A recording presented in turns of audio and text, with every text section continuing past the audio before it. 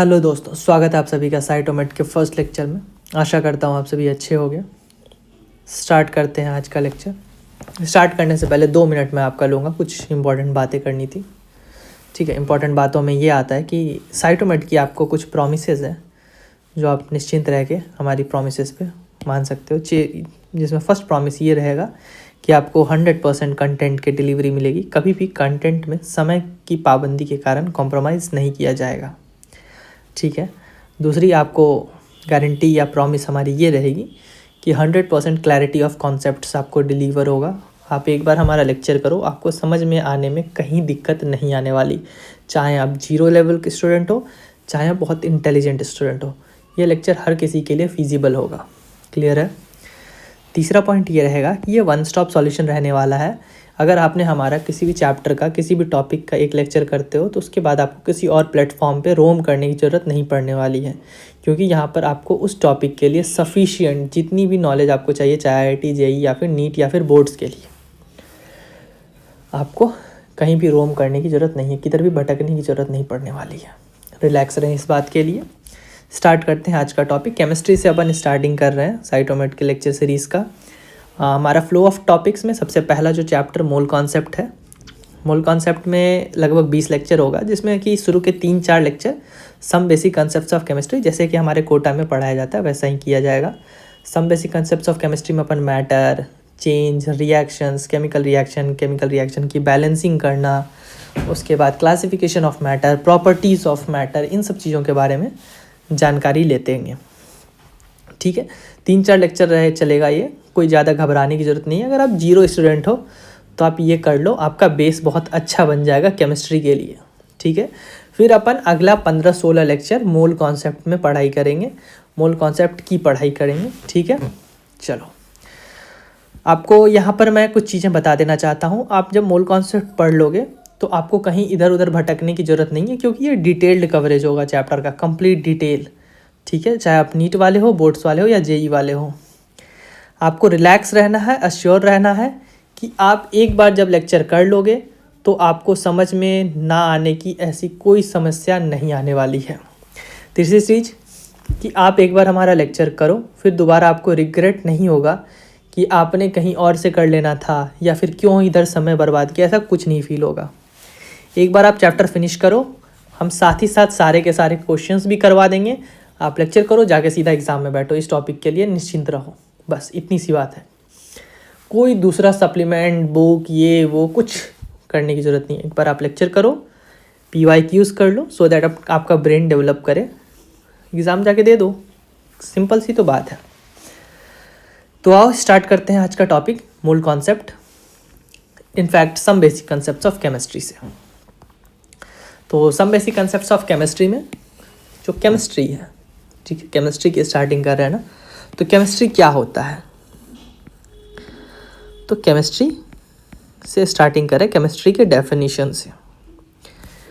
Chemistry क्या होता है, जैसे कि बाकी ब्रांच है साइंस की, हम जब 11th में आते हैं तो स्ट्रीम चूज़ करना रहता है, साइंस स्ट्रीम, जिसमें कि अपन फिज़िक्स, केमिस्ट्री और बायोलॉजी, ये 3 सब्जेक्ट साइंस की पढ़ते हैं।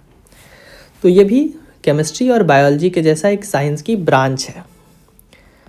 तो लिख देते हैं अपन ब्रांच ऑफ साइंस। आप चाहो तो नोट्स बना सकते हो साथ ही साथ, क्योंकि इनफ आपको टाइम मिल जाएगा। मैं बिल्कुल ही ब्लैंक स्लाइड में पढ़ाऊँगा, कुछ भी PPT का उपयोग नहीं करूँगा।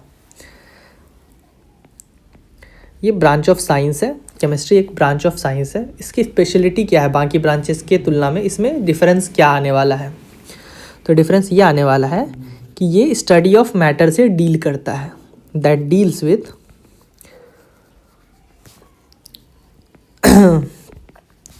Study of matter. यहाँ वर्ड एक आ रहा है मैटर, इनके बारे में अपन पढ़ाई करेंगे। मैटर के बारे में पहले अपन मैटर की स्टडी में क्या क्या स्टडी करेंगे मैटर की केमिस्ट्री में, ये जान लेते हैं। तो हम जो मैटर की पढ़ाई करने वाले हैं, मैटर में सबसे पहली 3 बातों का ध्यान देंगे, जिसमें 3 में से सबसे पहला आएगा कॉम्पोजिशन। मैटर की क्या क्या स्टडी करेंगे, तो मैटर का सबसे पहला स्टडी करेंगे अपन कॉम्पोजिशन। दूसरा क्या पढ़ाई करने वाले हैं अपन, स्ट्रक्चर और तीसरा प्रॉपर्टीज़। तो अपन केमिस्ट्री में क्या पढ़ाई करते हैं? मैटर की कॉम्पोजिशन, स्ट्रक्चर और प्रॉपर्टीज़। क्लियर है? ठीक है।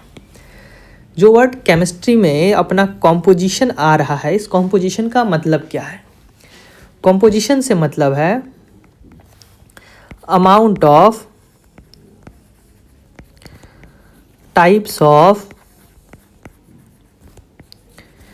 और रेशियो ऑफ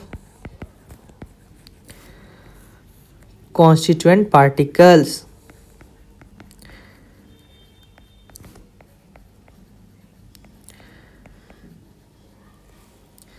अच्छा, कॉन्स्टिट्यूएंट पार्टिकल्स आ रहा है। कॉन्स्टिट्यूएंट पार्टिकल्स का जो अमाउंट है, रेशियो है, और जो टाइप्स प्रेजेंट है, जो जो कॉन्स्टिट्यूएंट पार्टिकल्स प्रेजेंट है वो हम कॉम्पोजिशन में पढ़ते हैं।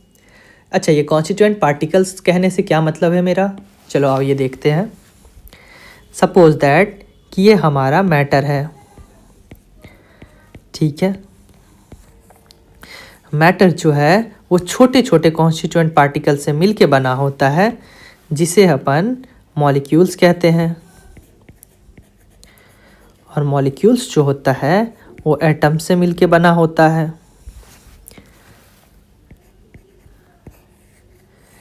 ठीक है, तो मैटर जो है वो एटम्स और मॉलिक्यूल से मिलके बना है, जिस कारण अपन एटम्स एंड मॉलिक्यूल्स को कॉन्स्टिट्यूएंट पार्टिकल्स ऑफ मैटर कहेंगे। तो ये जो कॉन्स्टिट्यूएंट पार्टिकल्स हैं, इनका कितना अमाउंट है, अमाउंट का मतलब कितना, किस अमाउंट में प्रेजेंट है, वो कौन कौन सा कॉन्स्टिट्यूएंट पार्टिकल्स है, कौन कौन से एटम्स एंड मॉलिक्यूल्स से मिलके वो बना हुआ है, और वो एटम्स एंड मॉलिक्यूल्स किस रेशियो में प्रेजेंट है, उसे अपन कॉम्पोजिशन में स्टडी करते हैं। ठीक है, इसके लिए मैं आपको बहुत ही सिंपल सा एक एग्जांपल देता हूँ। सपोज दैट ये आलू गोभी की सब्जी हम बना रहे हैं, ठीक है, जिसमें कि आलू है, गोभी है और साथ ही साथ पानी है। लेट्स से हमने आलू जो है वो ½ kg लिया, गोभी ½ kg लिया, और जो वाटर है वो ½ लीटर लिया। अपन लिक्विड को लीटर में मेज़र करते हैं। अच्छा, ये बताओ कि हमने यहाँ पर कौन कौन से कॉन्स्टिट्यूएंट का यूज़ किया आलू गोभी की सब्जी में? तो आलू का यूज़ किया, गोभी का यूज़ किया और वाटर यानी पानी का उपयोग किया। ठीक है, तो यहाँ पर टाइप्स ऑफ कॉन्स्टिट्यूएंट कौन से हो गए? आलू, गोभी और वाटर। अच्छा, अमाउंट कितना कितना लिया हमने? ½ kg, ½ kg, ½ लीटर। अच्छा, किस रेशियो में लिया? 1:1:1।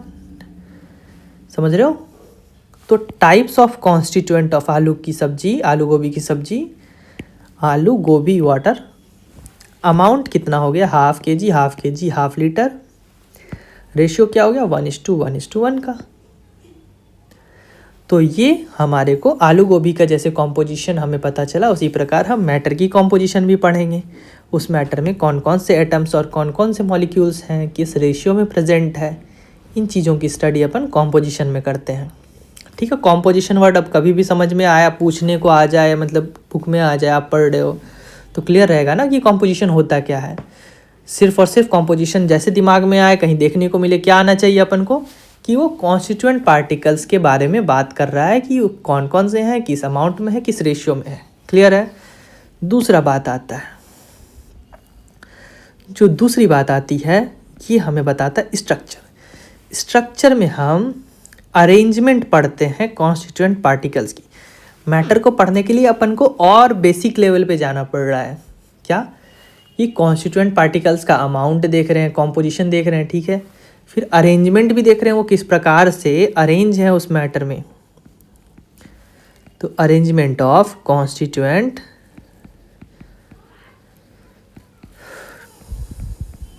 पार्टिकल्स, मतलब कि उस मैटर में वो जो कॉन्स्टिट्यूएंट पार्टिकल्स, एटम्स और मॉलिक्यूल्स हैं, वो किस प्रकार से अरेंज हैं। क्या वो ट्राइगोनल मैनर में, ट्राइंगुलर मैनर में अरेंज हैं? क्या वो हेक्सागोनल मैनर में अरेंजमेंट है उनका एटम्स एंड मॉलिक्यूल्स का? ठीक है, तो ये अरेंजमेंट की जब हम स्टडी करते हैं तो इसे हम स्ट्रक्चर कह देते हैं। तो मैटर की स्टडी में अपन क्या स्टडी करेंगे कि उसके जो एटम्स एंड मॉलिक्यूल्स हैं वो किस प्रकार से अरेंज हैं। ठीक है, अच्छा, दूसरी बात खत्म हो चुकी है। तीसरी बात आती है प्रॉपर्टीज़ की।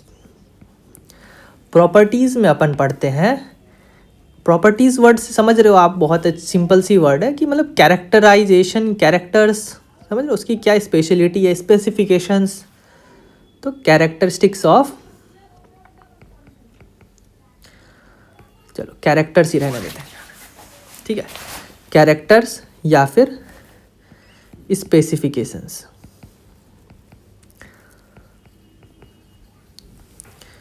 Of matter. वो जो मैटर है, जिस सब्सटेंस की अपन स्टडी कर रहे हैं, उसकी क्या क्या स्पेसिफिकेशंस हैं, क्या क्या कैरेक्टर्स हैं उसके, वो प्रॉपर्टीज़ में पढ़ते हैं। साथ ही साथ एंड इट्स कॉन्स्टिट्यूएंट पार्टिकल्स, मतलब मैटर जिन कॉन्स्टिट्यूएंट पार्टिकल्स से मिलकर के बना है उनकी क्या क्या कैरेक्टरिस्टिक्स हैं, क्या क्या कैरेक्टर्स है और क्या क्या स्पेसिफिकेशंस है, ये अपन प्रॉपर्टीज़ में पढ़ते हैं। कई बार आपको जब आगे मैं क्लासिफिकेशन ऑफ मैटर पढ़ाऊंगा तो देखने को मिलेगा कि मैटर की जो प्रॉपर्टीज़ है वो उसके कॉन्स्टिट्यूएंट पार्टिकल से अलग है, और कई बार देखने को मिलेगा जो मैटर की प्रॉपर्टीज़ है उसके कॉन्स्टिट्यूएंट पार्टिकल्स के जैसी सेम है। क्लियर है? तो यहाँ से अपन को मैटर को स्टडी करने के लिए बेसिकली पढ़ना क्या पड़ेगा, उसके कॉन्स्टिट्यूएंट पार्टिकल्स की स्टडी करनी पड़ेगी। तो मैटर जो है, अगर अपन बात करें केमिस्ट्री की, केमिस्ट्री में अपन किसकी स्टडी करते हैं, मैटर की। और मैटर को पढ़ने के लिए अपन किसको पढ़ेंगे, मैटर के कॉन्स्टिट्यूएंट पार्टिकल्स की। ठीक बात। और कॉन्स्टिट्यूएंट पार्टिकल्स होता क्या है, दे आर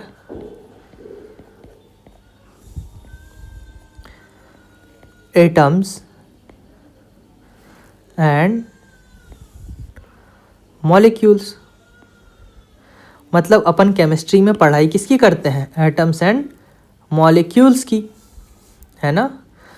तो अपन केमिस्ट्री को ऐसा भी कह सकते, chemistry is science of atoms and molecules. यहाँ मैं लिख देता हूँ, ठीक है, चलो लिख देते हैं। Chemistry is science of atoms and molecules. कोई डाउट है? नहीं है। कॉन्स्टिट्यूएंट पार्टिकल्स होता क्या है मैटर का, atoms and molecules. Clear, simple सी बात है। ये वर्ड, ये स्टेटमेंट में मैं नेक्स्ट पेज पे लिख दे रहा हूँ, आ जाओ। Atoms and molecules are considered as constituent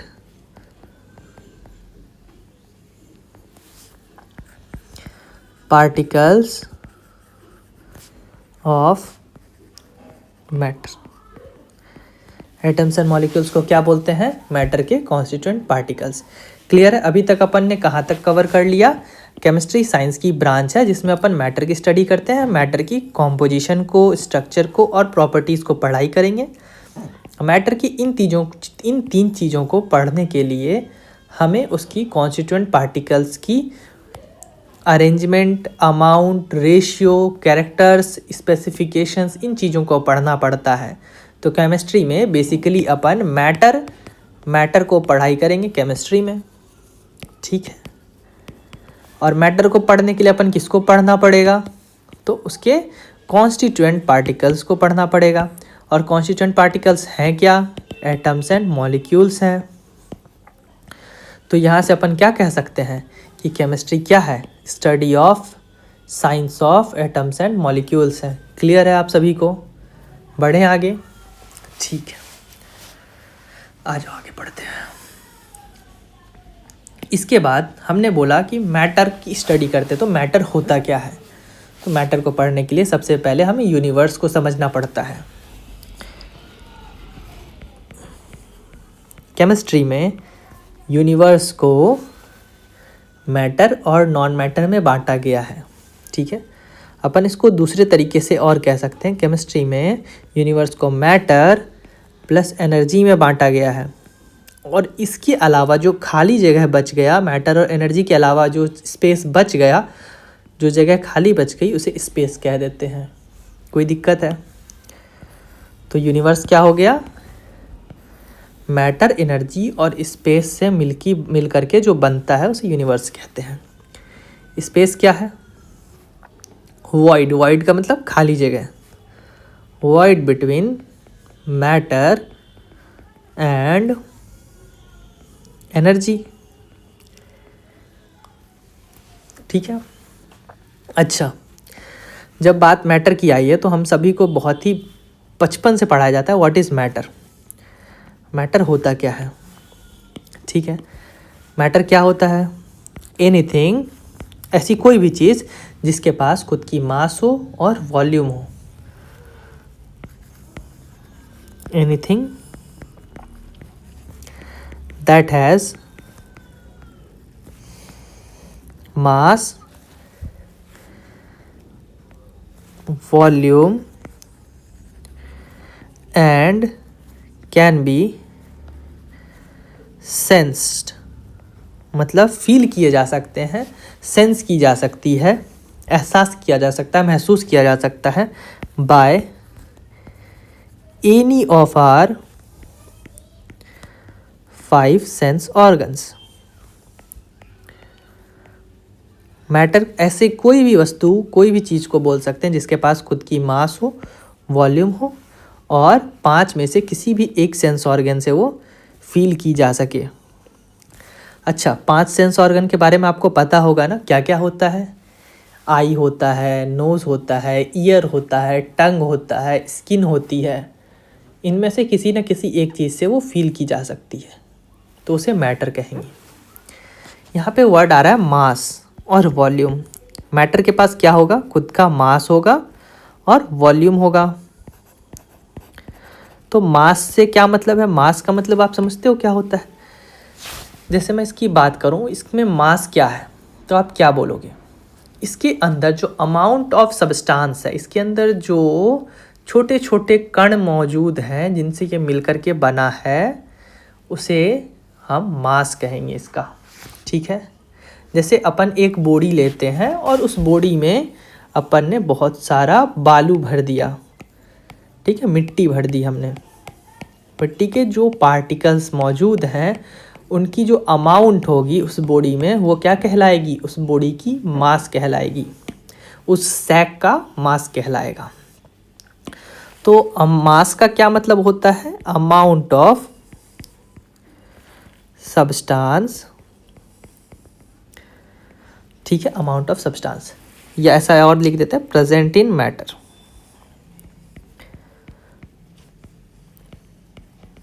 ठीक है। अच्छा, वॉल्यूम क्या होता है? जैसे कि ये हमारा पेन है, इसने 3D में इतना लंबाई और इतनी चौड़ाई का जगह लिया हुआ है। सपोज दैट ये हमारा पेन है, सिलिंड्रिकल शेप है इसका, इसने L लंबाई और R रेडियस का सर्कल के इतना जगह ले रखा है। तो 3D में जो भी स्पेस ऑक्यूपाई करता है कोई भी चीज़, उसे उसकी वॉल्यूम कहते हैं। स्पेस ऑक्यूपाइड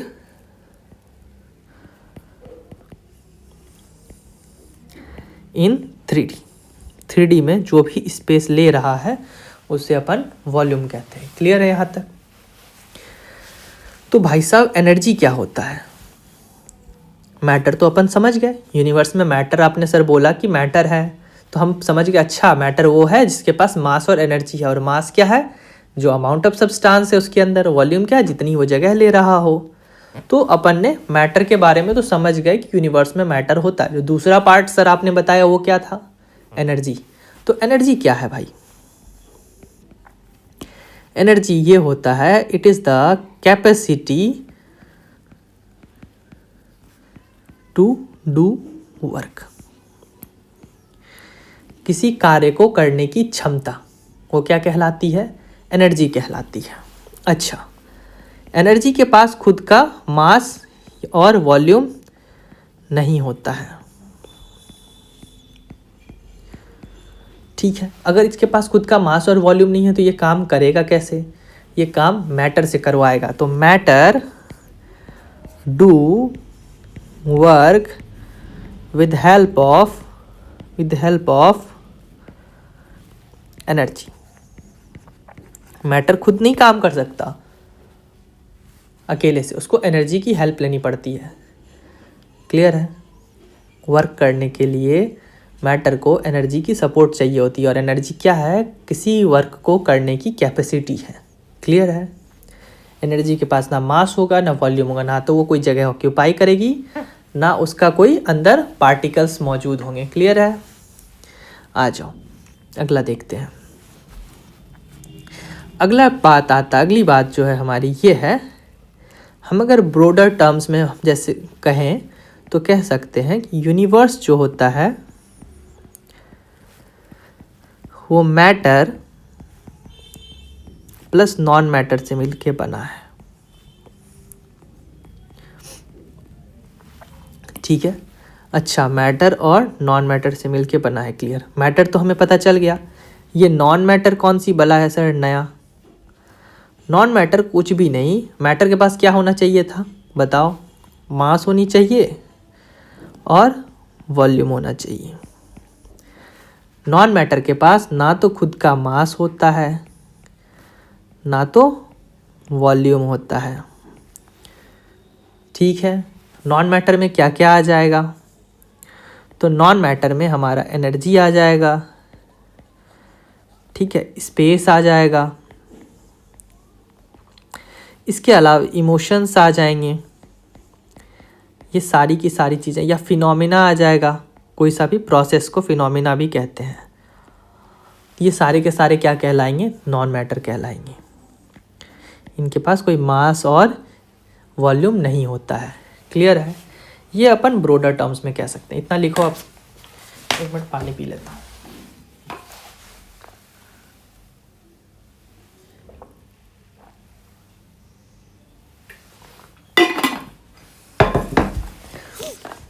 ठीक है, बढ़े आगे। कुछ छूट तो नहीं गया?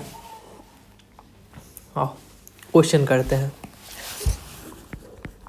Classify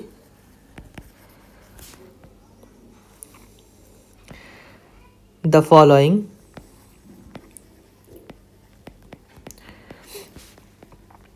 between matter and non matter.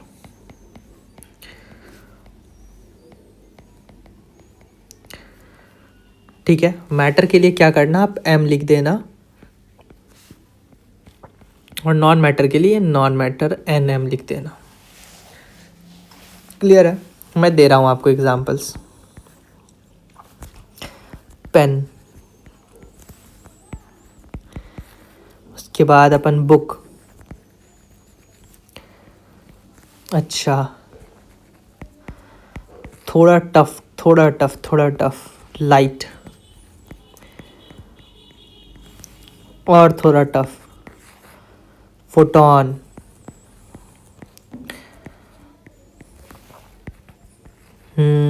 Electricity,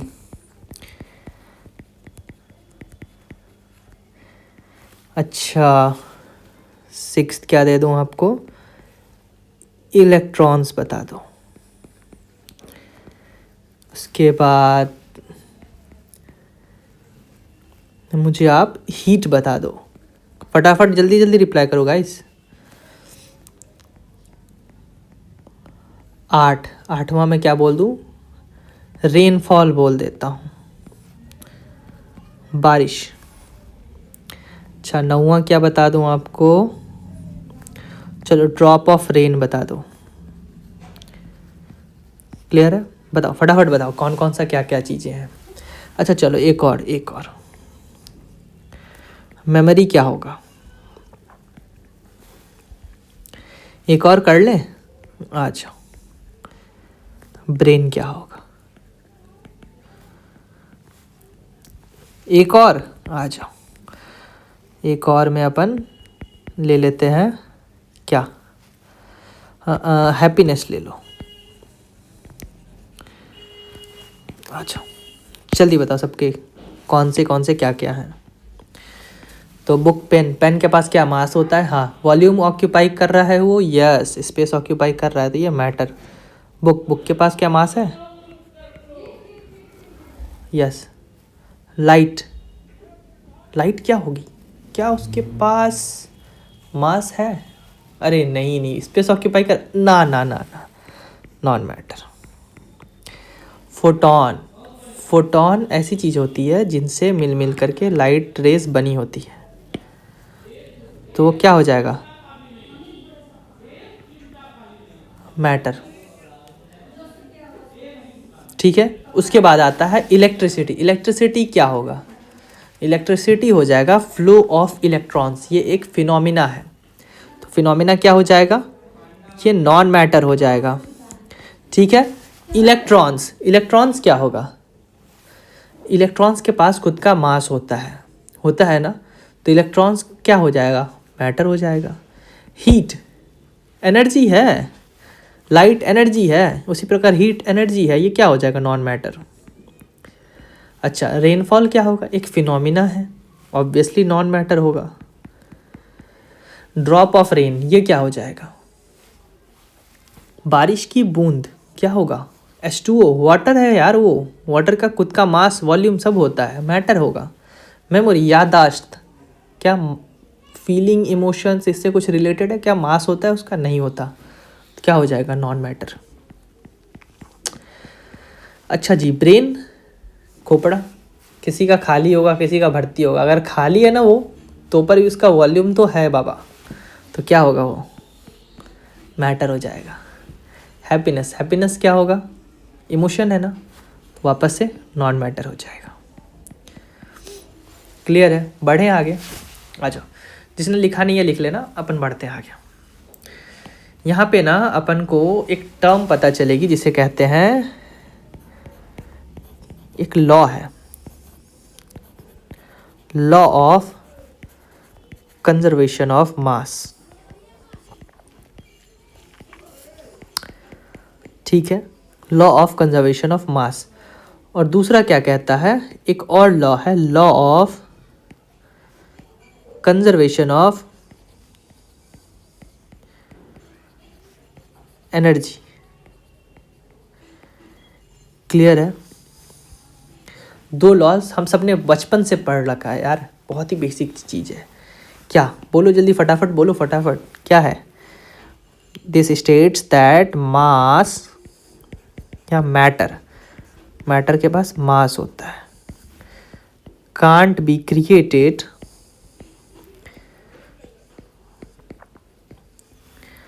nor be, हाँ सही बोल रहे हो, डिस्ट्रॉयड। ना तो अपन मास क्रिएट कर सकते हैं, ना तो मास को डिस्ट्रॉय कर सकते हैं। क्लियर है? अच्छा जो दूसरी बात आती है वो क्या आती है? Conservation of energy. इसमें क्या हो जाएगा? एनर्जी कांट बी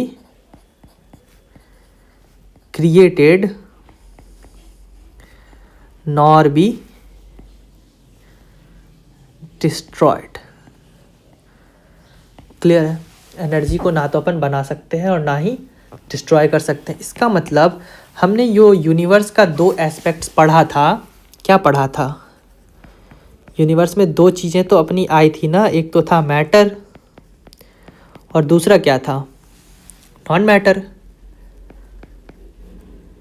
चलो एनर्जी, और तीसरा एक और था जिसे कहते थे स्पेस। तो तीसरे से तो अपन को अभी मतलब नहीं है। तो अपना यूनिवर्स का जो दो चीज़ें क्या क्या है? एक तो अपना मैटर है और दूसरा एनर्जी है। वो दो चीज़ को ना तो अपन क्रिएट कर सकते हैं और ना ही डिस्ट्रॉय कर सकते हैं, ख़त्म भी नहीं कर सकते। सेम गोज़ फॉर एनर्जी, इसे अपन क्रिएट नहीं कर सकते, डिस्ट्रॉय नहीं कर सकते। क्लियर है? तो क्या कर सकते हैं?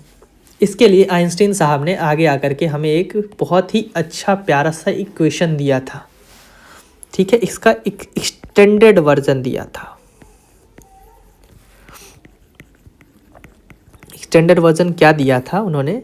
एक इक्वेशन की फॉर्म में दिया था, जो उन्होंने लिखा था E is equal to mc²,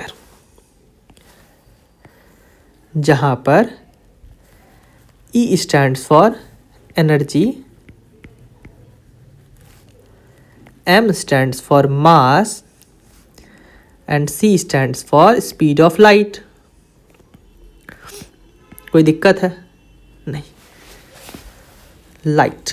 light की स्पीड क्या होती है हम सभी को पता होगा, 3 × 10⁸ मीटर पर सेकेंड।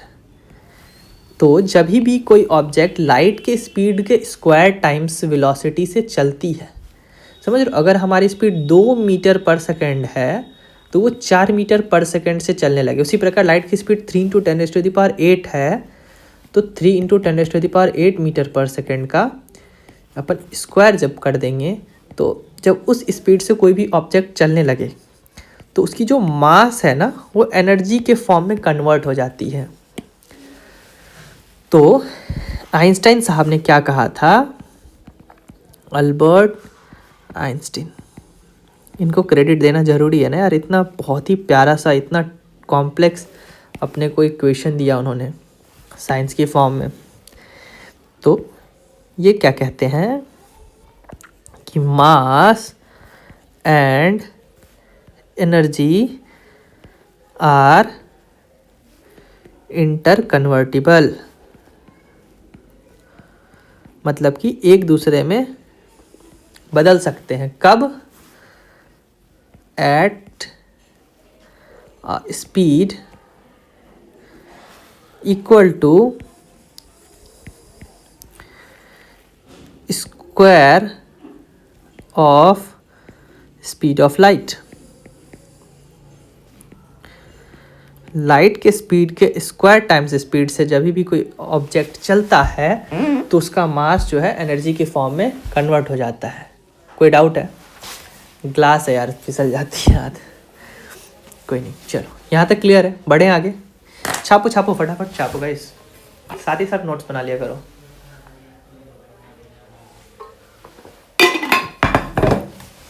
आ जाओ, अगली बात आती है, केमिस्ट्री में हम सब ने पढ़ा होगा एक चेंज करके वर्ड आता है। चेंज, ये चेंज क्या होता है? चेंज बेसिकली हमें ये बताता है, it tells us about difference between before and after। मतलब कि कोई भी चीज़ इनिशियली ऐसी थी, बाद में ऐसी हो गई, तो वो क्या हो गया? चेंज हो गया। ये ऑब्जेक्ट पहले यहाँ था, यहाँ आ गया, इसकी क्या हो गई? पोजीशन चेंज हो गई, बदल गई। पहले ये यहाँ पर थी, अब यहाँ पर आ गई, क्या हो गया? बदल गया ना। क्या बदला? पोजीशन बदला।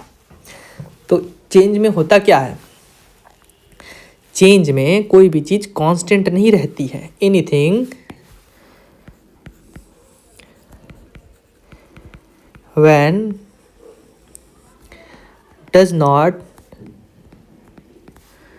remain the same। कोई भी चीज़ सेम ना रहे, ठीक है, या कांस्टेंट, जैसा पहले था वैसा ना हो, तो उसे क्या कहते हैं? It's said to be changed. हमने चेंज तो बथेड़े एग्जाम्पल्स पढ़ने हैं आगे अभी केमिस्ट्री में, ठीक है। आ जाओ, तो अच्छा, अगर अपन चेंज की बात करें तो चेंज होता क्या है, अपन को कैसे पता चलेगा? एनीथिंग इज चेंज्ड, तो ये अपन को जानकारी लेने के लिए कैसे पता चलेगा? चेंज व्हाट, ठीक है, क्या बदलाव आया, क्या चेंज होगा? तो चेंज इन प्रॉपर्टीज, उसकी कोई ना कोई प्रॉपर्टी चेंज हुई होगी, है ना। जैसे इसकी पोजीशन इसकी यहाँ है, इसकी एक प्रॉपर्टी है पोजीशन, ये ऑब्जेक्ट की पोजीशन यहाँ है, अब ये यहाँ चला गया 5 मीटर आगे, कोई ऑब्जेक्ट यहाँ पर है, अब ये 5 मीटर आगे मूव कर चुका है, तो क्या ये चेंज नहीं हुआ? इसकी पोजीशन चेंज हो गई ना बेटा, नहीं हुई चेंज। इतना सिंपल सी तो चीज़ है यार। चेंज क्या हो रहा है? चेंज मतलब कोई भी चीज़ में बदलाव, डिफरेंस। इनिशियल और फाइनल में जो बदलाव है उसे ही तो चेंज कहते हैं। Difference in properties from initial and final is known as change. ठीक है, चलो एग्जाम्पल से और 1-2 एग्जाम्पल करते हैं, समझ में बेहतर आया आपको। Example, a child grows into adult. ये मान लो ये बच्चा 2 इयर्स का है, ठीक है, और ये 25 इयर्स का एडल्ट है।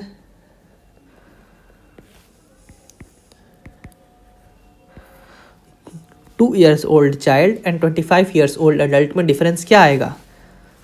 इसकी प्रॉपर्टीज़ में डिफरेंस होंगे।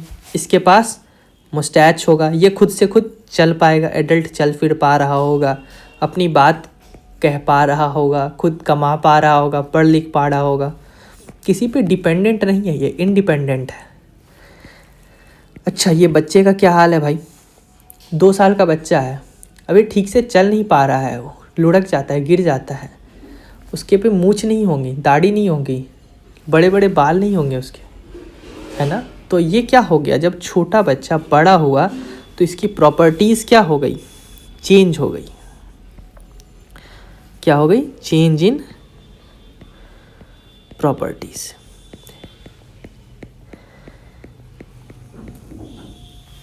अच्छा ठीक है, एक और एग्जांपल देखते हैं।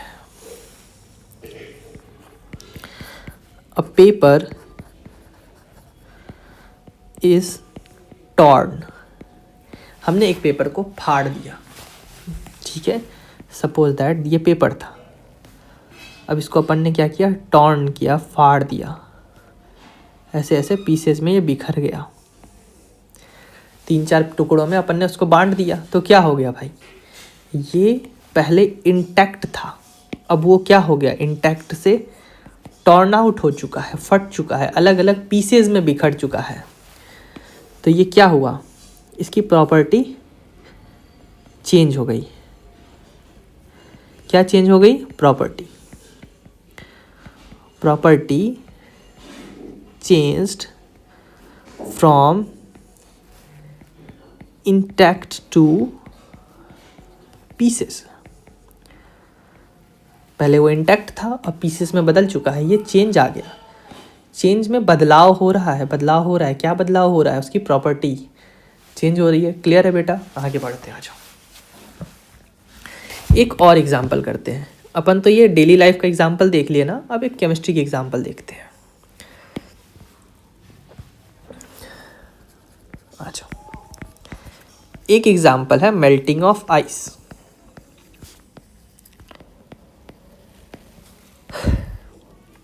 बर्फ घर पे फ्रीज होगा ना, तो उस पर अपन बर्फ़ जमाते हैं, वो बर्फ़ जो होता है वो पिघल जाता है। जब अपन घर पे बाहर निकालेंगे ना फ्रिज से, और ऐसे टेबल पे रख दिया हमने, तो ये बर्फ़ जो है ये पिघल करके वाटर बन जाता है एट रूम टेम्परेचर, क्योंकि उसको बाहर हीट मिल रही होती है।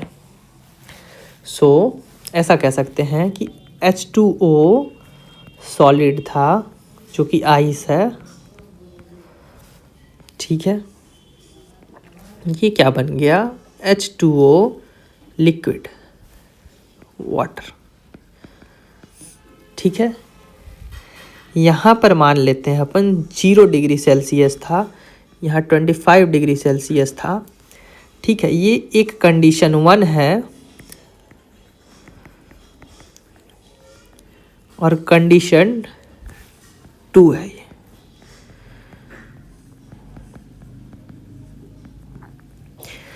तो दूसरे कंडीशन में इसकी प्रॉपर्टीज दूसरी है।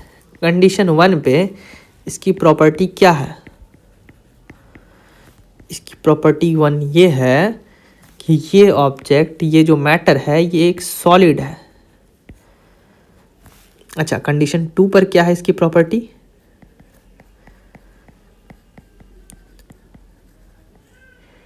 ये अब लिक्विड बन चुका है। क्या बन चुका है? लिक्विड बन चुका है। अच्छा, क्या सब्सटेंस में चेंज हुआ क्या? सब्सटेंस पहले भी H2O वाटर था, अभी भी H2O ही है। सब्सटेंस तो वही है, मगर इसके स्टेट में चेंज आ गया, ये सॉलिड से लिक्विड बन गया। क्या? दो अलग अलग कंडीशन पे, दो कंडीशंस पे एक ही सब्सटेंस दो अलग अलग प्रॉपर्टीज शो कर रहा है। ये क्या हमें दिखाता है, दर्शाता है? This shows same substance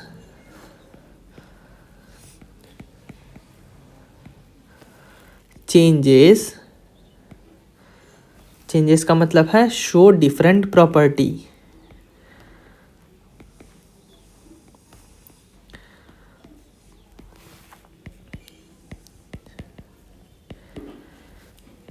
under to different conditions. Clear है? दो डिफरेंट कंडीशंस पे एक ही सब्सटेंस दो अलग अलग प्रॉपर्टी शो कर रहा है। क्लियर है? कोई डाउट? आगे बढ़े, चलो आगे बढ़ते हैं। अच्छा बेटा, ये जो चेंज होता है ना, अगर अपन इस चेंज की बात करें तो ये चेंज दो प्रकार से हो सकता है। या तो हमने जो चेंज किया है वो वापस से इनिशियल सब्सटेंस में रिकवर किया जा सके, जो ओरिजिनल सब्सटेंस है। जैसे कि हमने आइस से वाटर बनाया, तो हम वापस वाटर से आइस तो बना सकते हैं क्या? लेकिन ये एक बच्चा जो बड़ा हो चुका है, इस बच्चे को वापस छोटा बना सकता हूँ क्या? नहीं बना सकते ना। तो दो प्रकार के चेंज होते हैं। एक ऐसा चेंज जिसमें हम ओरिजिनल सब्सटेंस को रिकवर कर पाएँ, और दूसरा चेंज जिसमें ओरिजिनल सब्सटेंस को रिकवर ना कर पाएँ। तो अगर अपन रिकवर कर पा रहे हैं ओरिजिनल सब्सटेंस को, तो ऐसे चेंज को क्या कहेंगे? Reversible change. Can be reversible. एक चेंज तो रिवर्सिबल हो सकता है, और दूसरा चेंज क्या हो सकता है? Can be irreversible. ठीक है, रिवर्सिबल चेंज क्या होगा? ऐसा चेंज जिसमें कि हम ओरिजिनल सब्सटेंस को रिकवर कर पाए। ठीक है, फटाफट लिख लो बेटा आप लोग साथ साथ ही।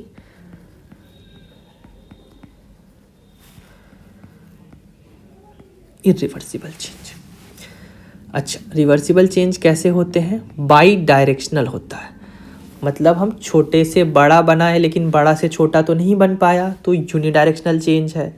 लेकिन पानी से बर्फ़ बनना, बर्फ़ से पानी बनना बाई डायरेक्शनल है। आगे और पीछे, फॉरवर्ड बैकवर्ड दोनों रिएक्शंस पॉसिबल हैं, तो वो बाई डायरेक्शनल हो जाएगा। बहुत ठंड पड़ रही है भाई, और ये हो जाएगा unidirectional change.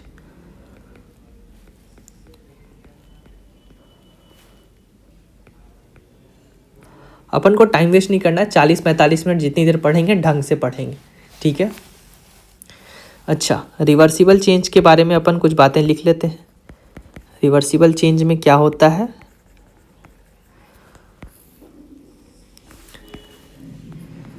Original substance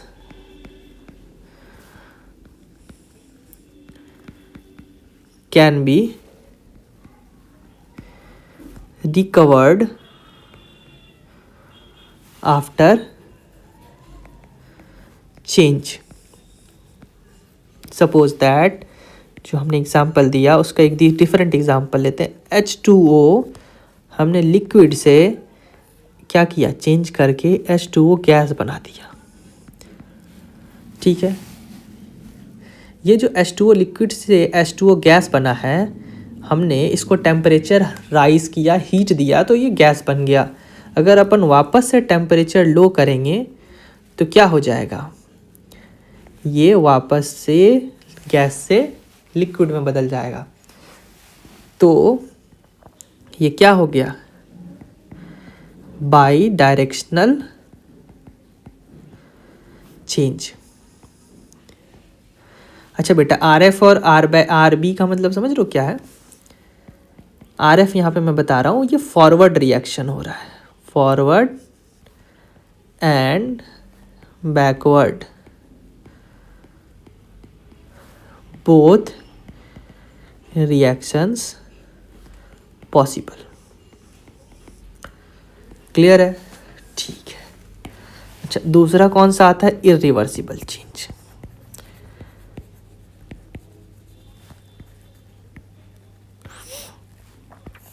irreversible change क्या होता है, ऐसा चेंज जिसमें ओरिजिनल सब्सटेंस को हम रिकवर ना कर पाए।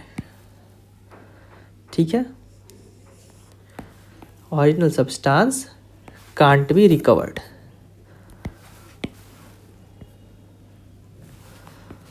Original substance can't be recovered, ये ओरिजिनल सब्सटेंस रिकवर ना किए जा सके। एग्जाम्पल भी अपन दे देते हैं आपको। सपोज दैट एक पेपर था, उसको हमने क्या किया, बर्न कर दिया, तो अब क्या बन गया, ये एशेस बन गया, राख बन चुका है। तो ये कैसा चेंज होगा, यूनी डायरेक्शनल चेंज। मतलब कि इसमें सिर्फ फॉरवर्ड रिएक्शन या बैकवर्ड ही दिखेगा, यूनी डायरेक्शनल चेंज, सिर्फ और सिर्फ वन डायरेक्शन, फॉरवर्ड बोलो बैकवर्ड बोलो जो बोल लो आप, यूनी डायरेक्शनल चेंज है। सिर्फ कन्वर्जन एक तरफा होगा, दोनों तरफ नहीं पॉसिबल है। क्लियर है, चलो अगला देखते हैं। बेटा अगला चेंज आता है जिसे अपन कहते हैं फिजिकल चेंज। चेंज के अपन टाइप्स देख रहे थे, जिसमें पहला तो अपन ने रिवर्सिबल और इरिवर्सिबल चेंज देख लिया है। अगला चेंज हमारा है फिजिकल चेंज। ठीक है, फिजिकल चेंज ऐसा कोई सा भी चेंज जिसमें फिजिकल प्रॉपर्टीज चेंज होती है किसी भी मैटर की। फिजिकल प्रॉपर्टीज बोलने का मतलब उसकी शेप, उसकी साइज हो, उसका कलर हो, इनमें अगर बदलाव आ जाए तो उसको अपन वापस से रिकवर कर सकते हैं। तो ये क्या कहलाएगा, फिजिकल चेंज। तो अपन लिखते हैं change in which only physical properties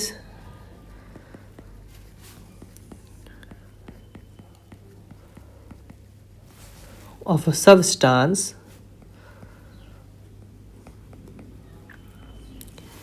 changes, such as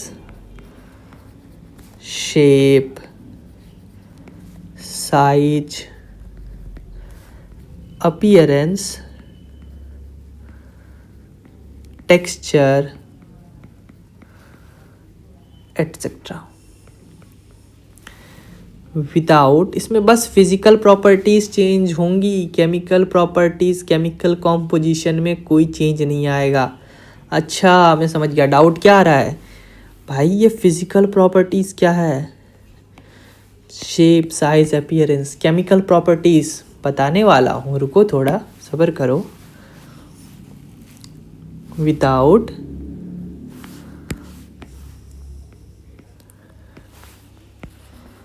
changing its chemical composition, chemical composition में बिना चेंज किए अपन अगर कोई सा भी चेंज करते हैं फिजिकल प्रॉपर्टीज़ में तो वो चेंज फिजिकल चेंज कहलाती है। ठीक है, मैं और अच्छे से समझाता हूँ, थोड़ी और चीज़ों के बारे में आपको बताता हूँ। फिजिकल चेंज की कैरेक्टरिस्टिक्स क्या हो सकती है।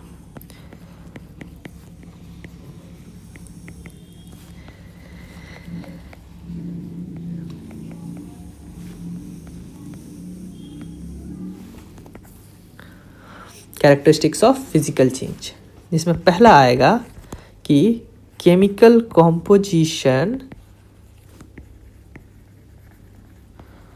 बहुत ही बेसिक सी बातें चल रही हैं, साथ साथ छापते चलो, ज़्यादा इसमें टाइम नहीं देना है। केमिकल कॉम्पोजिशन रिमेन्स अनचेंज्ड, ठीक है। केमिकल कॉम्पोजिशन में कोई भी बदलाव नहीं होता है, मतलब कि substance before and after the change, बदलाव के बाद, इज केमिकली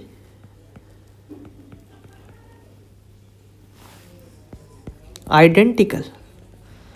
केमिकली वो सब्सटेंस आइडेंटिकल होगा, सेम होगा, केमिकल कॉम्पोजिशन में कोई बदलाव नहीं आ रहा है, ठीक है। अच्छा, दूसरा पॉइंट आता है, ये जो फिजिकल चेंजेस होते हैं ये यूजुअली ज़्यादातर रिवर्सिबल होते हैं। रिवर्सिबल मतलब जो सब्सटेंस को अपन चेंज कर रहे हैं, कंडीशंस चेंज करके उसमें state change, size change, appearance change कर रहे हैं, वापस से वो रिकवर की जा सके ओरिजिनल सब्सटेंस, ठीक है। बदलाव के बाद का, चेंज के बाद का जो प्रोडक्ट है वो चेंज के पहले के रिएक्टेंट के जैसा सेम हो जाए, तो इसे कह देंगे ओरिजिनल सब्सटेंस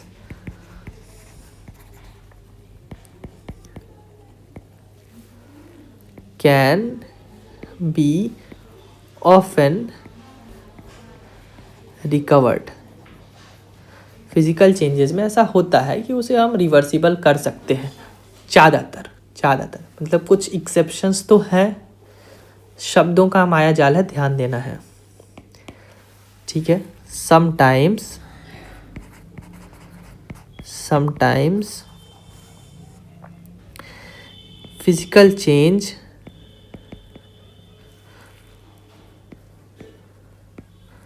आर इरिवर्सिबल। कई बारी वो इरिवर्सिबल होता है। एग्जाम्पल के लिए, अच्छा शेप साइज चेंज कर रहे हो ना, रुको अभी दिखाता हूँ मैं। क्या? ब्रेकिंग ऑफ ग्लास, हमने कांच को तोड़ दिया, घर पे ऐनक है ना, उसे तोड़ दो, ये जो स्पेक्स है ना, इसको हमने गिरा के तोड़ दिया, क्या होगा? इसके जो ग्लास है वो टूट जाएंगे, क्या होगा? पीसेस में बिखर गए ना। उसको वापस से इंटैक्ट करने के लिए हमें केमिकल प्रोसेस अपनाना पड़ता है।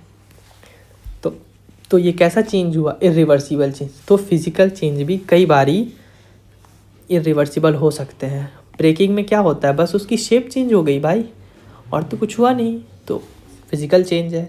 कोई केमिकल्स का यूज़ करना पड़ा अपन को चेंज करने के लिए? नहीं ना करना पड़ा, बस उसकी शेप चेंज हो गई, टूट गया वो, तो फिजिकल चेंज। लेकिन उसको वापस रिकवर करने के लिए हमें केमिकल्स का यूज़ करना होगा, तो ये क्या हो गया? इरिवर्सिबल चेंज हो गया, ठीक है। आ जाओ, कंस्ट्रक्शन का काम चल रहा है, इग्नोर। तीसरा आता है हमारा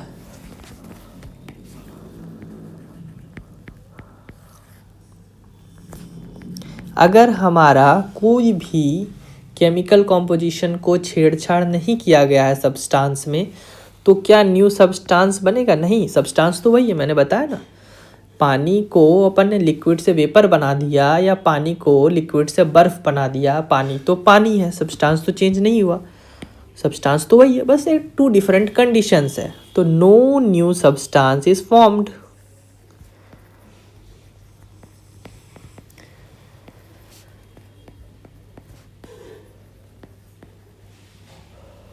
ठीक है।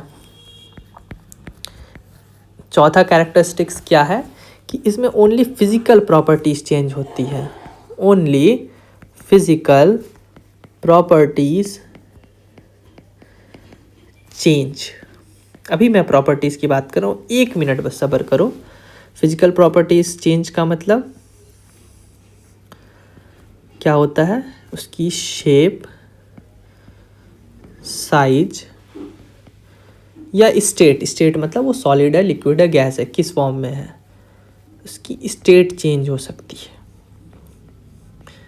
एटसेट्रा। ये फिजिकल प्रॉपर्टीज चेंज हो सकती है। ठीक है, आ जाओ अपन मैटर की प्रॉपर्टीज के डिस्कस करते हैं। Properties of matter. मैटर की अगर हम प्रॉपर्टीज की बात करें बेटा, तो मैटर की दो प्रॉपर्टीज होती हैं, जिसमें पहला है फिजिकल प्रॉपर्टी, ठीक है, और दूसरा आता है केमिकल प्रॉपर्टी।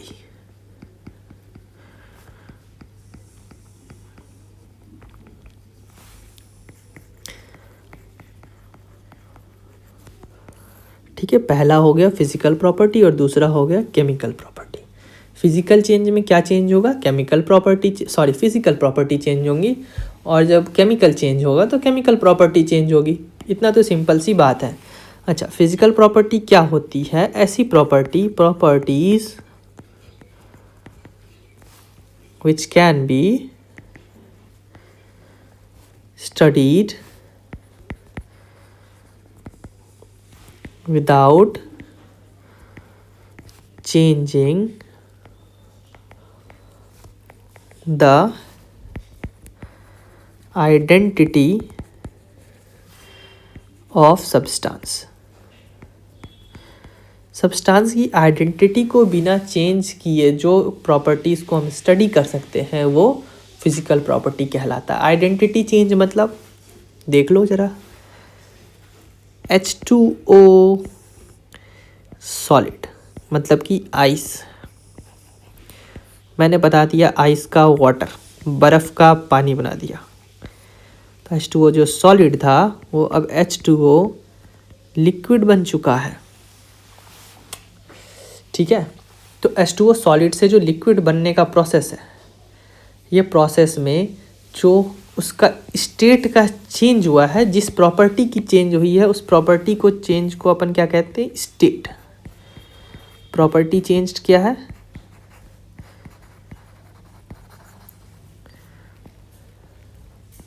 स्टेट। क्या इस चीज़ के लिए हमें कोई केमिकल रिएक्शन करने की ज़रूरत पड़ी? नहीं, बस हमने टेम्परेचर लो किया, प्रेशर हाई किया और ये चेंज हो गया स्टेट। आइडेंटिटी वही है, ये H2O अभी भी है, अभी भी है। आफ्टर चेंज को अपन डेल्टा से दिखाते हैं।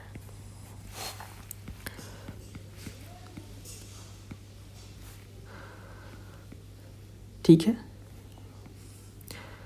तो चेंज जो है होने के बाद उसकी सब्सटेंस की आइडेंटिटी अगर सेम रहती हो तो उस चेंज को अपन फिजिकल चेंज कहते हैं, और जो चेंज होने वाली प्रॉपर्टी है उसको फिजिकल प्रॉपर्टी कहते हैं। जैसे इसमें फिजिकल प्रॉपर्टी स्टेट चेंज है। क्लियर है? अच्छा, केमिकल प्रॉपर्टी क्या है? Properties which can't be studied without changing the identity of substance।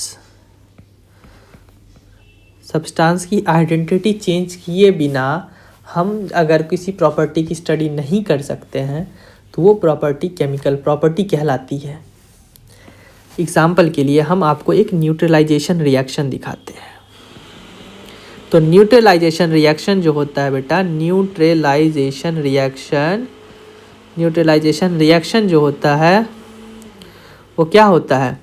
Neutralisation reaction में हम जो होते हैं एसिड को बेस के साथ रिएक्ट करा करके क्या बनाते हैं? सॉल्ट बनाते हैं, साथ ही साथ वाटर का रिलीज होता है। ठीक है, कोई दिक्कत नहीं है ना? ठीक है, फॉर एग्जाम्पल अपन ने HCl को NaOH के साथ रिएक्ट कराया, बन गया हमारा NaCl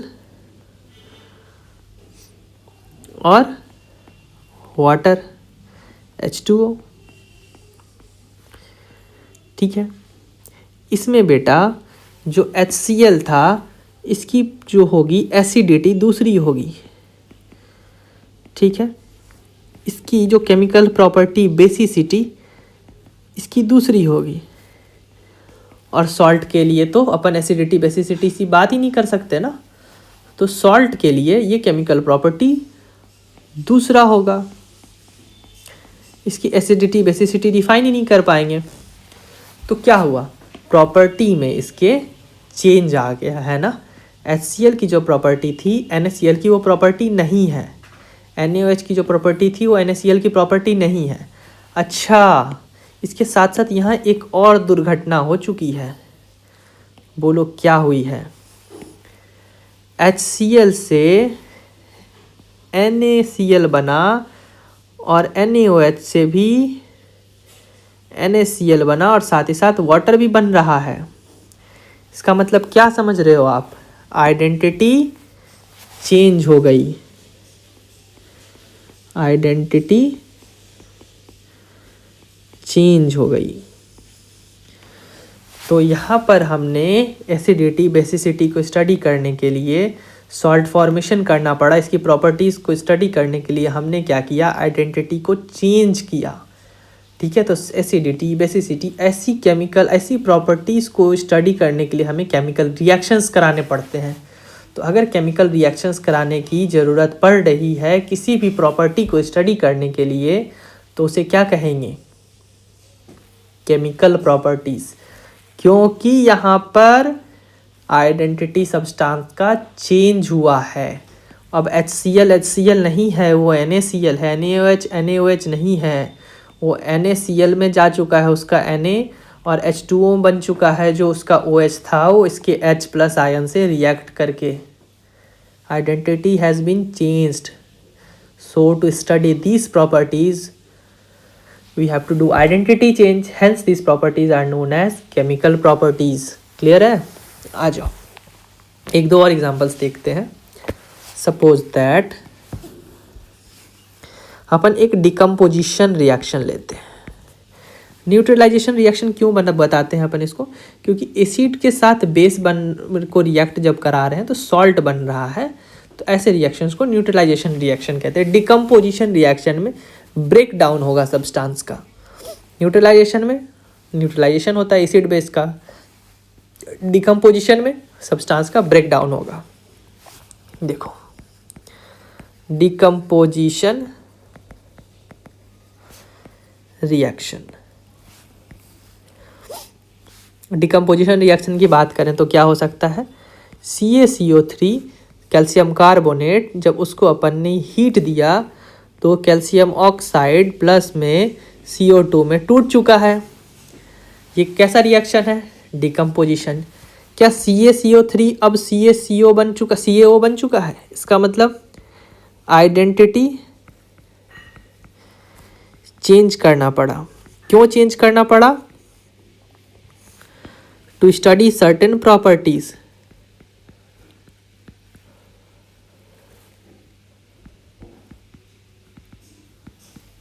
और वो सर्टेन प्रॉपर्टीज क्या है?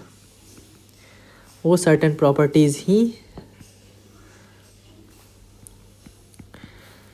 केमिकल प्रॉपर्टीज हैं।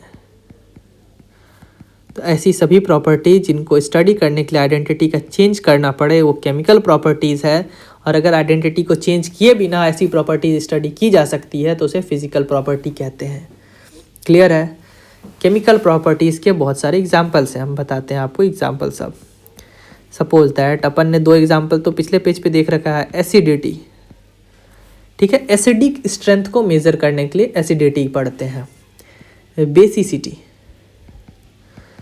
बेसिक स्ट्रेंथ को पढ़ने के लिए बेसिसिटी पढ़ते हैं, किसी भी बेस की क्या स्ट्रेंथ है। इसके अलावा आता है ऑक्सीडेशन स्टेट। तो ऑक्सीडेशन स्टेट इलेक्ट्रॉन के ट्रांसफ़र, ऑक्सीजन का ट्रांसफ़र, इन सब चीज़ों को पढ़ने के लिए ऑक्सीडेशन स्टेट पढ़ते हैं। इसके अलावा किसी भी सब्सटेंस की रिएक्टिविटी कैसी है, ये सारी की सारी प्रॉपर्टीज़ क्या कहलाएंगी? Chemical properties. अच्छा, फिजिकल प्रॉपर्टीज़ के एग्जांपल क्या हो सकते हैं?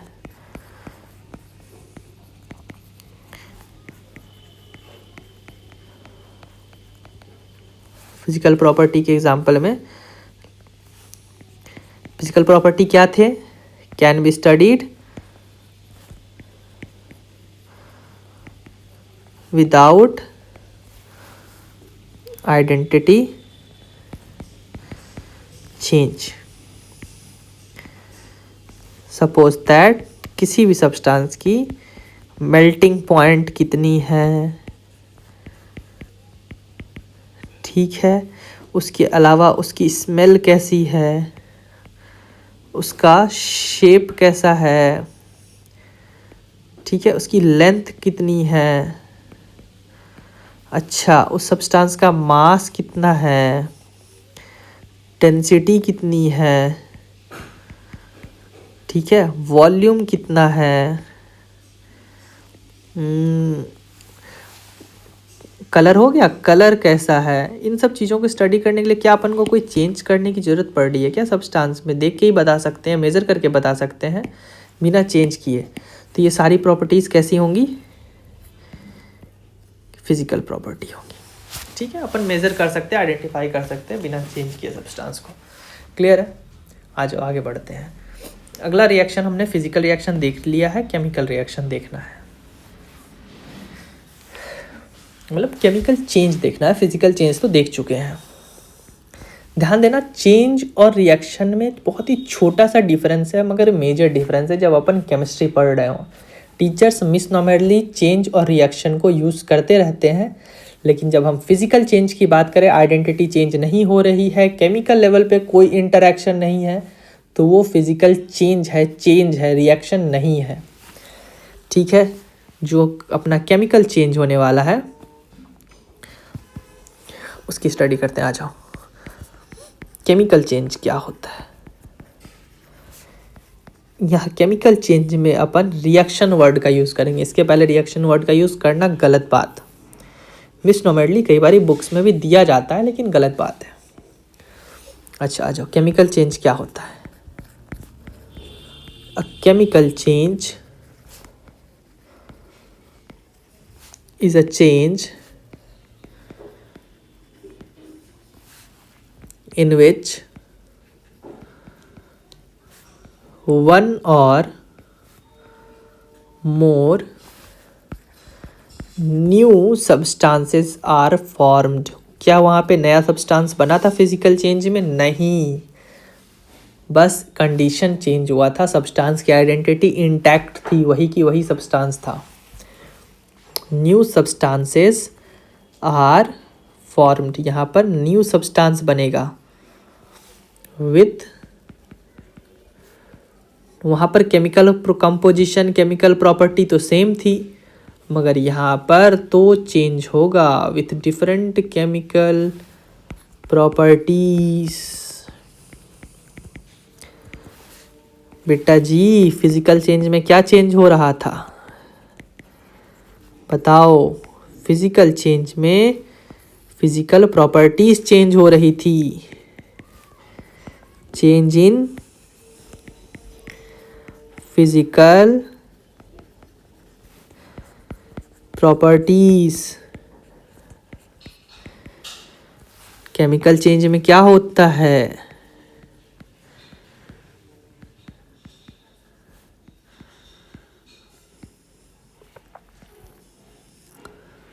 यहाँ पर केमिकल प्रॉपर्टीज में चेंज होगा, चेंज इन केमिकल प्रॉपर्टीज। अच्छा, और क्या होता है यहाँ पर? Identity is not changed, identity change नहीं होती है, लेकिन यहाँ पर तो केमिकल चेंज है। यहाँ पर क्या होगा? आइडेंटिटी चेंज हो जाएगी। NaCl क्या बन सॉरी HCl क्या बन चुका था? वो NaCl बन चुका था, तो ये चेंज हो गया, ठीक है।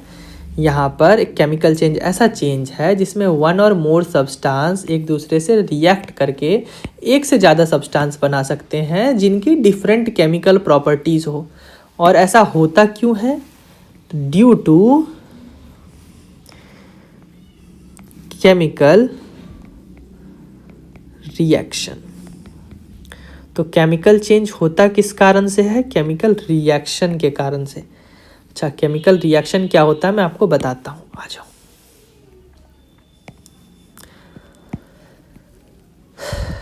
ठीक है, छाप रहे हो ना साथ साथ? ठीक है, तो केमिकल रिएक्शन के बारे में जानने से पहले थोड़ी और बातें करते केमिकल चेंज के बारे में। हाँ, chemical change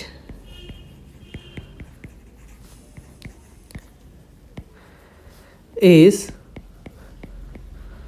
result or effect of chemical reaction। ठीक है, हमारा जो केमिकल चेंज है ये इफेक्ट या रिजल्ट है केमिकल रिएक्शन का। ठीक है, while the chemical reaction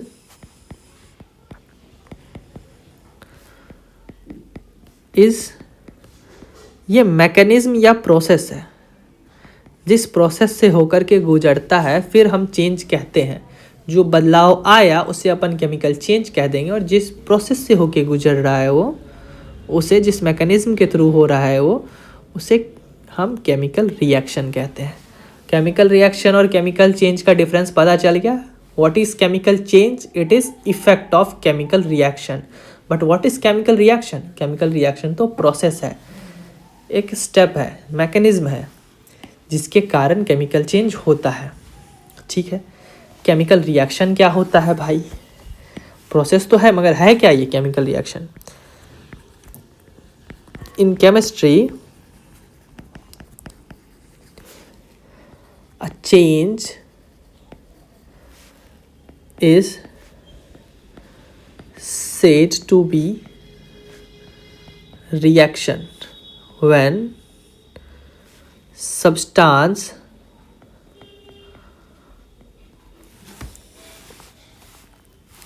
react at chemical level, that is new substances are formed। ठीक है, न्यू सब्सटेंस बनेगा। ठीक है, साथ ही साथ न्यू सब्सटेंस बनने का रीज़न क्या है? Because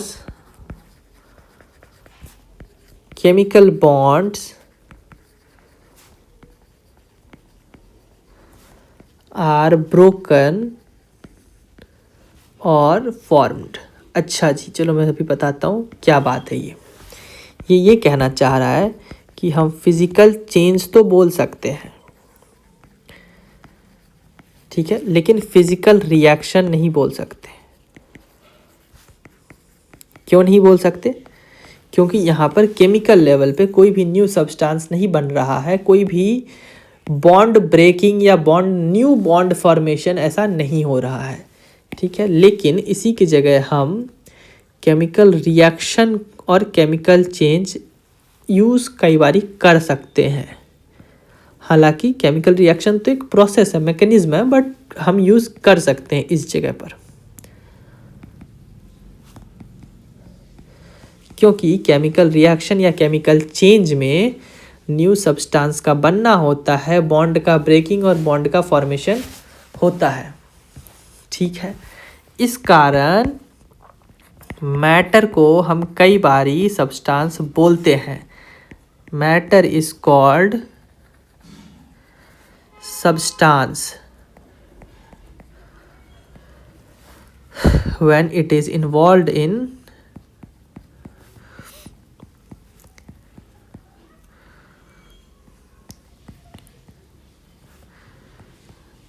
reaction। अच्छा, अगर कभी भी अब आपको आज के बाद रिएक्शन पता लगे, रिएक्शन वर्ड दिखे, तो रिएक्शन का मतलब है केमिकल रिएक्शन से। ध्यान रखना, केमिकल लेवल पे इंटरैक्शन हुआ है एटम्स एंड मॉलिक्यूल का, इस कारण वो केमिकल रिएक्शन को रिएक्शन बोल रहा है, लेकिन वो रिएक्शन फिजिकल रिएक्शन नहीं होगा। ठीक है, ध्यान रखना इन चीज़ों को। केमिकल रिएक्शन के, केमिकल चेंज के कुछ कैरेक्टरिस्टिक्स हम पढ़ लेते हैं।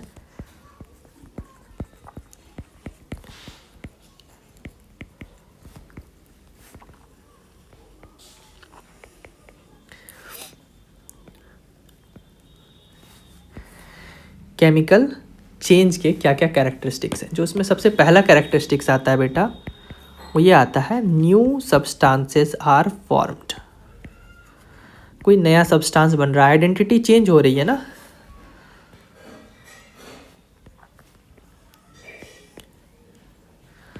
तो न्यू सब्सटेंस कैसे बना? क्योंकि आइडेंटिटी इज चेंज्ड। एग्जाम्पल के लिए हम क्या देखेंगे, HCl जो था NaOH से रिएक्ट किया, ठीक है, और क्या बन गया? NaCl बन गया, साथ ही साथ H2O बन गया। NaCl में जो Cl है वो कौन देता है? ये Cl देता है, और ये क्या देता है? Cl माइनस आयन के साथ ये देता है Na प्लस आयन। ठीक है, अच्छा, इसके पास बचा होगा H प्लस और इसके पास बचा होगा OH माइनस। तो H प्लस और OH माइनस ये दोनों चीज़ें मिल करके वाटर बना देती हैं H2O। क्लियर है? ठीक है, तो यहाँ पर क्या हुआ? आइडेंटिटी चेंज हो गई। जो HCl था अब वो NaCl बन चुका है, जो NaOH था अब वो NaCl बन चुका है। कोई दिक्कत है? नहीं है। इसके अलावा ये कह सकते हैं कि अगर आइडेंटिटी चेंज हुई है तो प्रॉपर्टीज़ या chemical properties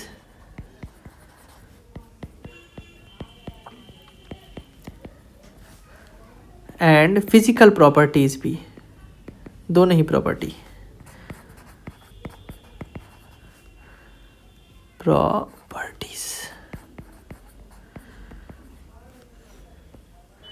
will be changed. Chemical और फिजिकल प्रॉपर्टी क्या हो चुकी होगी? चेंज्ड हो चुकी होगी, वो रिएक्टेंट के जैसा नहीं होगा। ठीक है, अच्छा अगला देखते हैं। फर्स्ट हो गया, सेकंड। जो केमिकल चेंज होता है बेटा, chemical change are usually irreversible. Usually कैसे होते हैं ये?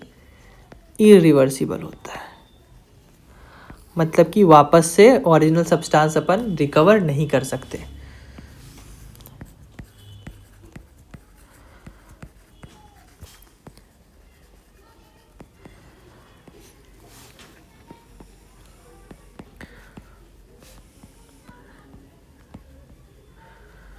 ठीक है, इसके अलावा इसमें कुछ यूजुअली का मतलब वही फिजिकल चेंज के जैसा सारे के सारे इरिवर्सिबल होते हैं, लेकिन कुछ एक्सेप्शंस हैं, जैसे कि सम आर रिवर्सिबल। अच्छा, कुछ रिवर्सिबल है, ठीक है, एग्जांपल बताना पड़ेगा ना कौन सा रिवर्सिबल है। जैसे कि इलेक्ट्रोलाइसिस ऑफ वाटर,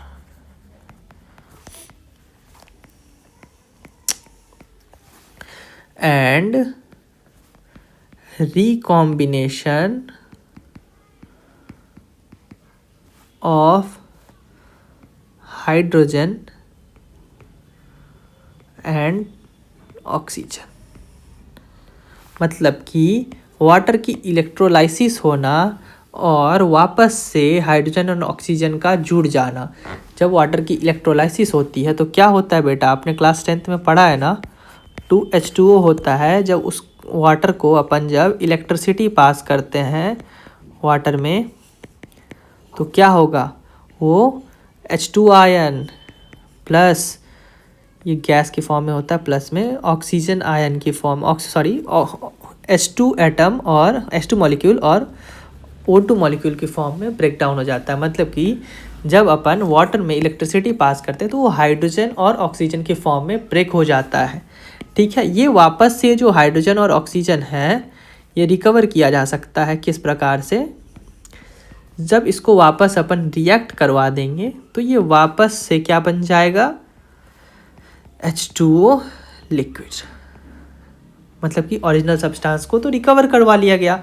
अच्छा, यहाँ पे जो अपना प्रॉपर्टी का चेंज हो रहा है H2O से H2 बनने में हो रहा है ना, H2O से H2 और O2 बनने में प्रॉपर्टीज़ की चेंज हो रही है। H2O की केमिकल प्रॉपर्टी और H2 की प्रॉपर्टी से अलग होती है। वाटर क्या होता है? फायर एक्सटिंग्विशर होता है। जबकि ऑक्सीजन और हाइड्रोजन जो होते हैं ये फायर को सपोर्ट करने वाले होते हैं। मतलब आग लगने के लिए ऑक्सीजन की ज़रूरत होती है ना, और H2 क्या करता है? फायर को सपोर्ट करता है। तो यहाँ पे क्या हुआ? प्रॉपर्टी की चेंज हुई है। तो प्रॉपर्टी तो चेंज हुआ है, प्रॉपर्टी इज चेंज्ड, प्रॉपर्टी तो चेंज हो रहा है, लेकिन साथ ही साथ बट इट इज रिवर्सिबल। अगर प्रॉपर्टी चेंज हुआ है तो इसको अपन केमिकल चेंज बोलेंगे, लेकिन इसको रिवर्सिबल बोल सकते हैं, इरिवर्सिबल नहीं बोलेंगे, बल्कि रिवर्सिबल ही बोलेंगे, क्योंकि वापस से ओरिजिनल सब्सटेंस रिकवर किया जा चुका है। एक और एग्जांपल देख लें, बहुत ही बेसिक एग्जांपल है, स्कूल की एग्जांपल है, सबने पढ़ा होगा। ये होता है हीटिंग ऑफ अमोनियम क्लोराइड।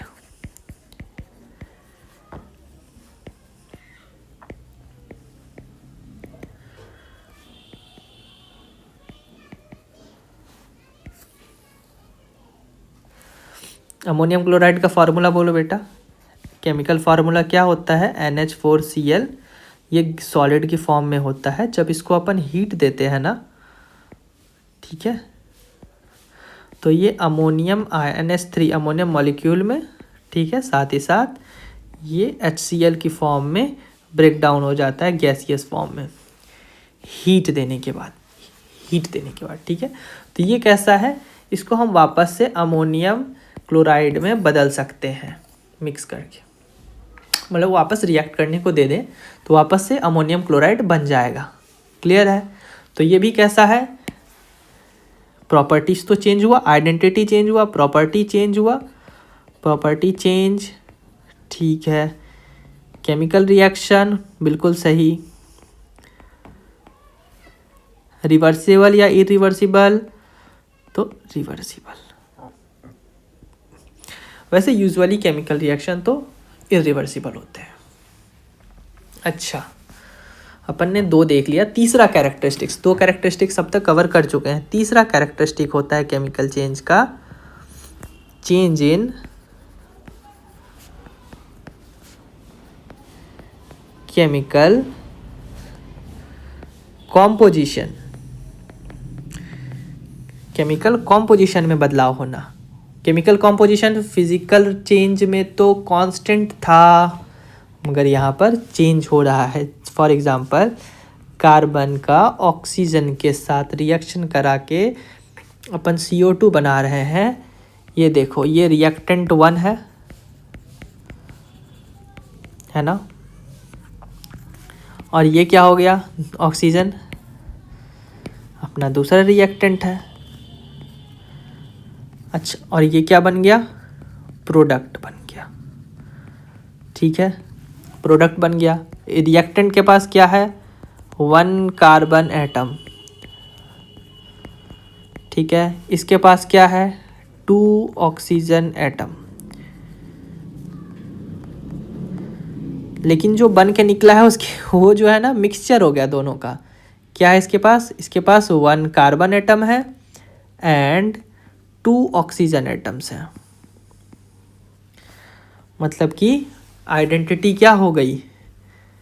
अब कंपोजिशन, यहाँ पर तो 1 कार्बन था, ठीक है, और ऑक्सीजन कितने थे इसके पास? अगर बात करें तो 0 ऑक्सीजन एटम। और इसके पास कार्बन कितना था, 0 कार्बन एटम। मगर जो प्रोडक्ट बना है उसके पास क्या है, 1 कार्बन है और 2 ऑक्सीजन है। तो क्या हो गया, कॉम्पोजिशन बदल चुका है, chemical composition is changed.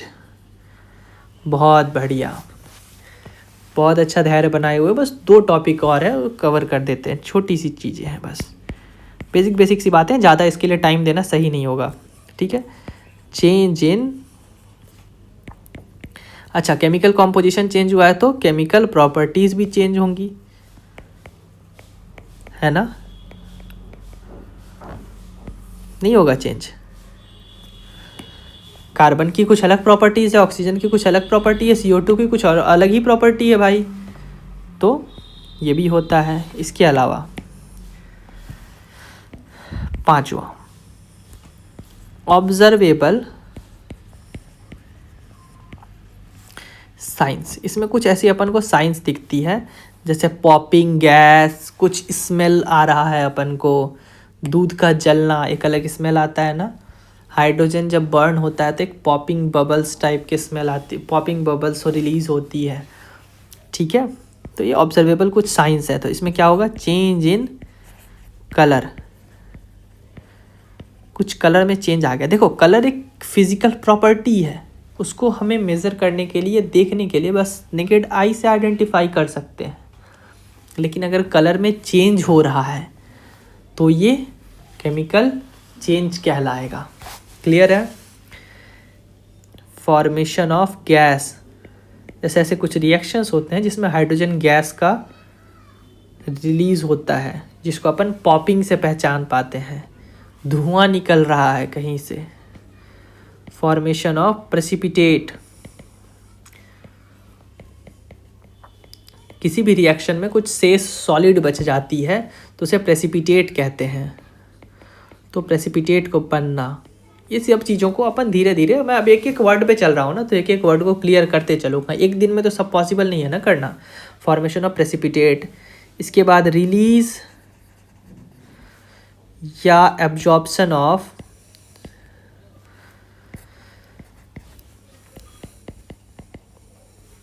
Heat, यहाँ पर हीट हो सकता है रिलीज हो या हीट का एब्जॉर्प्शन हो गया हो, एक्सोथर्मिक एंडोथर्मिक रिएक्शन, ये मैं बताऊंगा। कोई रिएक्शन में अगर हीट देनी पड़ जाए, एंडोथर्मिक, हीट रिलीज हो गया, एक्सोथर्मिक, कैसे रिएक्शंस है, केमिकल रिएक्शन है। ओडर चेंज, ठीक है, स्मेल चेंज एटसेट्रा, ये सारी की सारी ऑब्जर्वेबल साइंस है, केमिकल रिएक्शन हो रहा है उसका, ठीक है। अच्छा 6th ये आता है कि इसमें जो एनर्जी का भी चेंज होता है,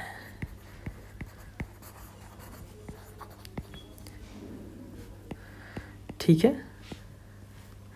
एनर्जी डिस्ट्रॉय क्रिएट नहीं हो सकती, इंटर कन्वर्टिबल है, एक फॉर्म से दूसरे फॉर्म में जा सकता है। तो इसके लिए क्या लिखेंगे, हीट, लाइट और साउंड में बी प्रोड्यूस्ड और एब्जॉर्ब्ड। कोई दिक्कत है नहीं। तो आज का लेक्चर को इधर ही कंपाइल करते हैं। नेक्स्ट लेक्चर पे मैं फिजिकल चेंज, केमिकल चेंज को कंपेयर करूंगा, एक्सोथर्मिक एंडोथर्मिक रिएक्शन को बताऊंगा, बैलेंसिंग ऑफ केमिकल इक्वेशन को बताऊंगा, केमिकल इक्वेशन को और डिटेल में पढ़ेंगे, ठीक है। केमिकल रिएक्शंस को रिप्रेजेंट करने का तरीका होता है केमिकल इक्वेशन, तो इन सब चीज़ों के बारे में अपन नेक्स्ट लेक्चर में पढ़ेंगे। थैंक यू सो मच कि आपने यहाँ तक जुड़ा। आशा करता हूँ कि आप सभी को सब कुछ समझ में आया होगा और मैं ये पूरी की पूरी PDF आप सबको दे दूँगा।